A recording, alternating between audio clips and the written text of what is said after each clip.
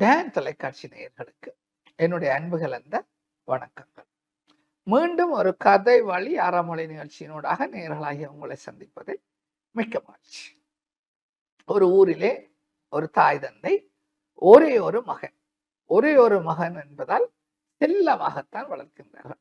அவன் விரும்பிய எல்லாவற்றையும் வாங்கி கொடுத்து, அவன் விரும்பிய உணவை செய்து கொடுத்து, அவன் கடையிலே ஏதாவது உணவு வாங்க வேண்டும் என்று ஆசைப்பட்டால் அதனை கடையிலே வாங்கி கொடுத்து மிக செல்லமாகத்தான் வளர்க்கிறார்கள். அவன் சிறு குழந்தையாக சிறுவனாக இருந்த பொழுது தாய் தந்தை என்ன உணவை கொடுக்கிறார்களோ அந்த உணவை மிக மகிழ்ச்சியாக உண்ணுவான். குழந்தையாக இருந்த பொழுது தாய் அல்லது தந்தை உணவை ஊட்டி விடுவார்கள். அப்பொழுது அவன் எந்தவித மறப்பும் இல்லாமல் அந்த உணவை உண்ணுவான். ஒரு சிறுவனாக வந்த பின்னர் தாய் தந்தை கொடுக்கின்ற உணவை தானே உண்ணுவான். இன்னும் கொஞ்சம் வளர்ந்து ஒரு 13, 14 வயதை அடைகின்ற பொழுது அவனுக்கு தாய் தந்தை கொடுக்கின்ற உணவிலே விருப்பம் இல்லாமல் போகின்றது. ஏனோ தெரியவில்லை, தாய் சமைத்து கொடுக்கின்ற உணவிலே அவனுக்கு விருப்பம் இல்லாமல் போகின்றது. தான் சாப்பிடுகின்ற அளவை குறைத்துக் கொள்கின்றான்.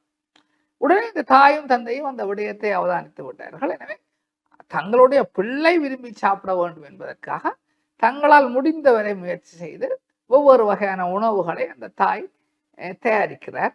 தந்தை அதற்கு தேவையான பொருட்களை வாங்கி கொடுக்கின்றார். இருந்தாலும் அந்த சிறுவன் அதை ஏற்றுக்கொள்வதாக இல்லை. அம்மா சமைக்கின்ற உணவு சுவையாக இல்லை, இது நன்றாக இல்லை என்று குறை சொல்லிக்கொண்டே இருப்பான். அது மாத்திரம் இல்லாமல் சாப்பிடுகின்ற அளவும் குறைவாகத்தான் இருக்கின்றது. இப்பொழுது காலங்கள் சில உருண்டோடுகின்றன. அவன் இப்பொழுது காபோத உயர்தரம் சித்தி அடைந்து பல்கலைக்கழகத்துக்கு தெரிவு செய்யப்படுகின்றான். தங்களுடைய மகன் பல்கலைக்கழகத்துக்கு தெரிவு செய்யப்பட்டு விட்டான். பல்கலைக்கழகம் சென்றால் அங்கே எவ்வாறு அவனுக்கு உணவுகள் கிடைக்கப் போகின்றனவோ தெரியாது என்று சொல்லி அந்த தாயும் தந்தையும் பல்வேறு வகையான உணவுகளை இப்பொழுது தயாரித்து கொடுக்கிறார்கள். அப்பொழுது அவன் அத்தனை தூரம் அதை விரும்பி சாப்பிடுவதாக இல்லை. ஆனால் முன்பு போல குறை சொல்லுவதை கொஞ்சம் குறைத்து விட்டான். ஆனால் உணவை அத்தனை தூரம் விரும்பி சாப்பிடுவதில்லை. பல உணவு வகைகளை அவன் தவிர்ப்பதைத்தான் தன்னுடைய வழக்கமாக கொண்டிருக்கின்றான். இவ்வாறு இருக்கையில இப்பொழுது பல்கலைக்கழக பட்ட படிப்புகள் ஆரம்பமாகின்றன. அந்த இளைஞன் இப்பொழுது பல்கலைக்கழகம் சென்று விட்டான். பல்கலைக்கழக விடுதியிலே தங்கி இருந்து கல்வி கற்க வேண்டும். விடுதியிலே இருக்கின்ற உணவு விடுதியிலே ஹாஸ்டல், விடுதி என்பது ஹாஸ்டல், இந்த ஹாஸ்டலிலே தங்கி இருக்கும் பொழுது அந்த மாணவர்கள் உணவு உண்பதற்காக அங்கே உணவு விடுதிகள் இருக்கும் தனியாக. அந்த உணவு விடுதியிலே இவன் உணவு அருந்த வேண்டும். அங்கே பல சட்ட திட்டங்கள் இருந்தன. காலை உணவு 7 தொடக்கம் 7:30 மணிக்குள்ளே பெற்றுக்கொள்ள வேண்டும். மதிய உணவு 12 மணி தொடக்கம் 1 மணிக்குள்ளே பெற்றுக்கொள்ள வேண்டும். மாலை இரவு உணவு 7 மணி தொடக்கம் 8 மணிக்குள்ளே பெற்றுக்கொள்ளலாம்.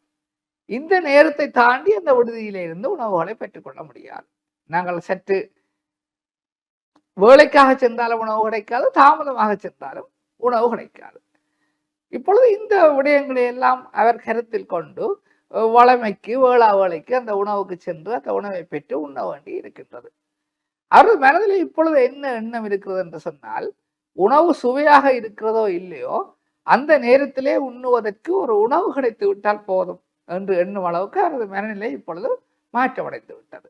சில வேளைகளே இரவு 8 மணிக்கு பின்னர் உணவு விடுதிக்கு சென்றால் அது மூடப்பட்டுவிடும், உணவு கிடைக்காது. எனவே கடையிலிருந்து பான் பனிஸ் போன்ற உணவுகளை வாங்கி அவர் உண்ணுவதற்கும் தொடங்கிவிட்டார். இவ்வாறு இருக்கையிலே ஒரு நாள் அவர் இந்த பல்கலைக்கழகத்திலே விடுமுறை என்று சொல்லி வீட்டுக்கு வருகின்றார். வீட்டுக்கு வந்ததும் இந்த தாயும் தந்தையும் வளமை போலவே அவரை எவ்வாறு ஓடி ஓடி கவனிப்பார்களோ அதே போன்றே அவருக்கு தேவையான பலவிதமான உணவுகளை தயாரித்து கொடுக்கிறார்கள்.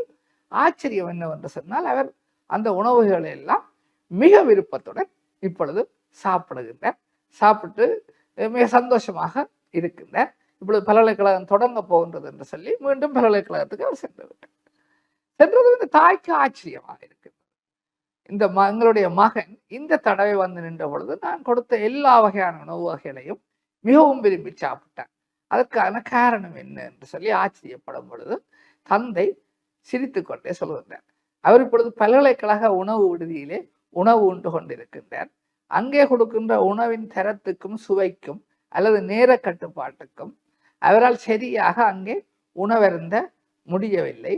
இப்பொழுதுதான் அவர் வீட்டிலே நாங்கள் அவரை எவ்வளவு தூரம் கவனித்தோம் என்பது புரிந்திருக்கின்றது. அதனால் தான் அவர் மகிழ்ச்சியாக இந்த தடவை உணவு உண்டார் என்று சொன்ன பொழுது தாய்க்கு வந்த விடயம் புரிகின்றது. நேயர்களே, இந்த கதையும் கதை தந்த பாடமும் உங்களுக்கு பிடித்திருக்கும், புரிந்திருக்கும் என்றே நம்புகின்றேன். சில வேளைகளிலே நாங்களும் அப்படித்தான். எங்களுக்கு கிடைக்கின்ற விடயங்களிலே திருப்தி அடையாமல் அவற்றில் குறை கண்டுபிடித்துக் கொண்டு இருப்பதுண்டு. இன்னொரு சந்தர்ப்பத்திலே அதை விட குறைவாக அந்த விடயங்கள் கிடைக்கின்ற பொழுதுதான் எங்களுக்கு ஏற்கனவே கிடைத்த விடயங்கள் எவ்வளவு சிறப்பானவை என்று புரிவதுண்டு. அவ்வாறு இல்லாமல் எல்லா நேரத்திலும் நாங்கள் எங்களுக்கு கிடைக்கின்ற விடயங்களை வைத்து நிம்மதியாக சந்தோஷமாக வாழ வேண்டும் என்கின்ற விடயத்தை தான் இந்த கதையினூடாக நான் புரிந்து கொண்டேன். மீண்டும் ஒரு கதை வழி அறமொழி நிகழ்ச்சியினூடாக நேரலாக உங்களை சந்திக்கும் வரை உங்களிடமிருந்து விடைபெற்றுக் கொள்கின்றேன். நன்றி, வணக்கம்.